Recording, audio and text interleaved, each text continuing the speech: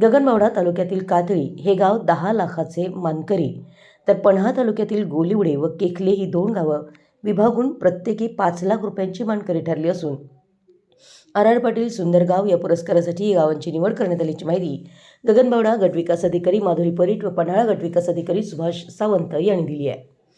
सन 2022-23 सालासाठी R Patil स्वच्छ गाव सुंदर गाव हे अभियान गतवर्षी राबवण्यात आलं होतं।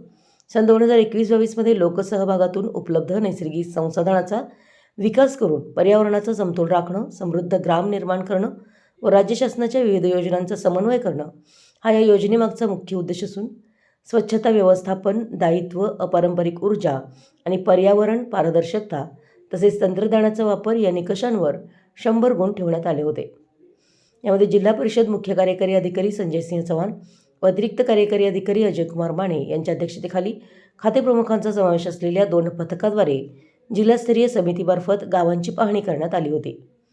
यामध्ये गगनबावड्यातील कातळी गाव 10 लाख रुपयाचं मानकरी ठरलं, तर पन्हाळा तालुक्यातील गोलिवडे व केखले हे गाव विभागून प्रत्येकी 5-5 लाख रुपयांचं मानकरी ठरलं असल्याची माहिती पंचायत समिती गगनबावडा व पंचायत समिती पन्हाळा यांच्याकडून देण्यात आली आहे।